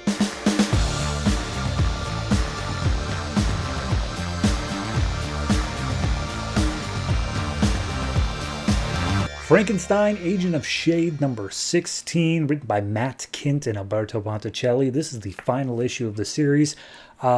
Last 3 issues were tie-ins to Rot World, which still has not ended, but this is set after Rot World, so it doesn't tell us how it ended. But you just gotta accept that it did, and the world is back to normal. So it's 1 month later, Central City, and we see a very large bearded man knocking on a door. And when a woman opens it up, they walk up to the roof saying like, there's not any security footage. Nobody's keeping an eye on us. We're free to do this. And they chant out, we do this to free the mind, free the body, free the soul, and free doom. And they all spit out some weird, basically rot. They look like they're spitting out the rot. And as they do so, a missile busts out of the water tower on top of the building and starts flying across the city, where it seemingly is going to get dropped right in the middle. And they say, yep, we did it. What happens now cannot be undone. And then they look over and see Frankenstein coming at him with a sword. So cut to a few minutes prior, and we meet Agent Harl Martin, who is watching all of this happen on a whole bunch of TV screens. And he's working, I'm pretty sure, with the CIA. And they're like, okay, these guys have been called the Plague. They were a bunch of random nobodies who were just kind of like a doomsday cult, but they were just starting out small time. They were hacking into banks, doing computer viruses. And then at one point, they did a bomb outside a Swiss bank. They got involved. They stopped the bomb, but they realized that it was full of a genetically modified flu virus. It wouldn't kill many people, but it would still be a major biological attack. So they'd moved their way onto something bigger. And at this point, he kept tracking them. Turns out that they disappeared for a while. They ended up at Castle Frankenstein, and when they came back, something was different about them, and that's where Harl has really been paying more attention, because he thinks that they made some sort of dirty bomb, and he's just waiting for them to all get together to do the thing in order to jump on them. And as they are sitting there waiting to make their move, Harl is watching the screens, and he sees the group being attacked by what seems to be a wolfman, a vampire, and Frankenstein. So he calls up his superiors and he's like, yeah, there's like some creatures attacking the people I'm supposed to be watching. I have no idea what's going on. And this has been literally tens of millions of dollars sunk into this investigation over the course of 5 years. So he's currently like, okay, I don't even know anymore. But then he sees the bomb. He sees the missile going out of the water tower, and he's like, no, that's the thing. That's the thing I thought would happen. Oh, geez, everybody run. The city is doomed. And as he steps out of his van, he looks up and sees it explode. So cut back to half an hour before all this. Frankenstein and creature commandos are being briefed that they are to go after a giant sand snake that's in Saudi Arabia. But before that, because it's on the way, they're just going to take care of the little thing over in Central City, because they are officially super powered, which is more than the average police force can deal with. So they're just going to step in and take care of that. And Frankenstein just seems bored. He's like, screw it. I'm so done with this. Just point us where to go and we'll go. So they all hop into the egg and start flying their way over there. They go in a buddy system. Velcoro's with the Wolfman guy, who I've completely forgotten the name of. Frankie. No, that's Frankenstein. I don't think they had it. And Nina says that she's going to lay out the scrambling software called Bigfoot to make sure that they aren't caught on camera. And Frankenstein and Nina make their way through the sewers to where they're going. And Nina's kind of just like, hey, we kind of had like a moment before, but since then you kind of shut me out. Just want to know what's going on, why you're so angry again. And he's just like, I just want to leave S.H.A.D.E. Like, it sucks. I don't want to do this anymore. But, like, I know they're not going to let me rest, even though I'm dead. So they make their way out of the sewers right outside of where the group is supposed to be. Frankenstein gets a lift onto the top of the building from Velcoro, and they're like, okay, so how are we planning on taking out these guys? We haven't really even discussed that. Frankenstein's like, my blood is able to neutralize their rot-based stuff. And he's like, okay, but you don't bleed, so how do you plan on doing that? And Frankenstein struggles out of Velcoro's grip. Turns out he's wearing a suicide bomber vest, right? Like the entire time. He drops down onto the missile, pries it open to get all the materials out, and then blows up his vest to get his blood all over the stuff. And it works. He bleeds all over it. It neutralizes the components, and everyone's looking up from the street like, ew, that's gross. So then Frankenstein is falling to his death, and Nina swoops up with a jetpack, and he's just like, geez, Frank, what are we going to do with you? So she drops Frankenstein on the group, immediately knocks them out, like no fight at all. And then we say like, all right, well, let's go over to the sandworms. So then we cut to Homeland Security 24 hours later. They're talking to Agent Harl, and he's recounting exactly what happened. And they're like, okay, so you think that a group of movie monsters showed up and took out this group? You think it's part of a black ops security mission that even the government doesn't know about? And you think that they are far more capable than us in every way? And Harl's like, yes, yes, and yes. It's like, okay, cool. We're going to recommend you take a leave of absence, and we'll finish up your report for you. Go on, get. So they basically kick him out, and then we see that, Creature Commandos still continuing the fight. So that's Frankenstein. That's the final issue. I think this last issue is, kind of whatever. It's just, they got really inconvenient with where the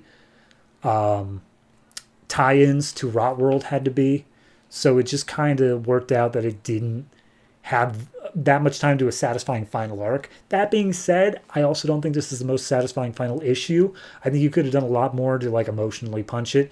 But this is a fun one. It's not like, oh, this was horrible and it didn't do anything. No, it was just a fun little romp, or it's just and the game continues on, where Frankenstein will continue to fight the good fight, and he'll always be upset about it because he's just a grumpy puss. So, yeah, I mean, it's fine. It's a fine enough issue. It's just not great. It doesn't really leave the biggest pow. I think that, honestly, the last issue would have been a much finer ending point to just say, no, this alternate world where Rot World happened, it's just how things are for Frankenstein. He thrives in this world, and we didn't need him to come back to being hidden, I think it was a much finer issue for him to wrap up there, but they brought him back, they did this, and it's okay. So I'm going to give this one I'm going to give it a 6.5.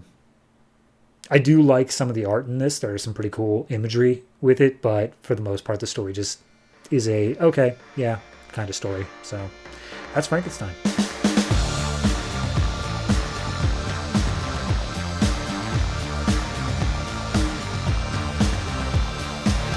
And that's it.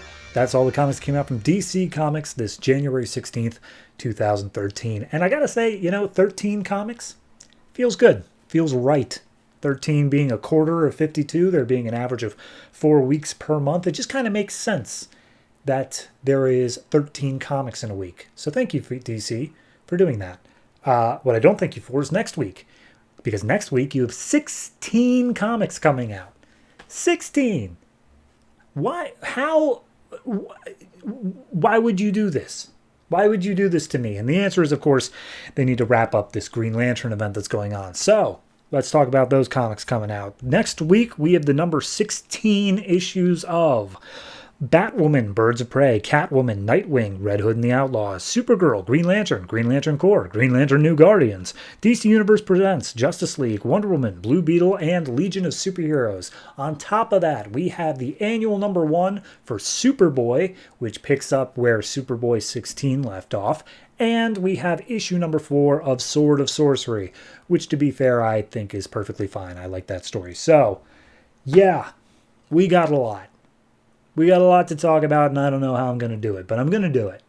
I'm going to do it because I literally have nothing better to do. So, as for this episode, I'm going to go ahead and just do my wrap-up bit now. Hey, do you want to talk about any of the comics I just talked about? I'm sure you do, because I clearly missed some things. Go ahead and hit me up on either Twitter or Discord, or if you're a sugar daddy, on Patreon. All of those are in the description of however it is you're watching this episode. Be sure to check it out. But yeah, that'll do it for me. Thank you very much for watching, listening, however it is you consume this podcast. Hope to see you next time where I talk about 16 comics. Sorry, I'm okay with it now. I've made my peace. Yeah, be sure to give this episode a like, a 5-star rating, whatever it is you got to do to make me feel good. And I'll see you next time. And always try to remember, if it ain't broke, don't fix it.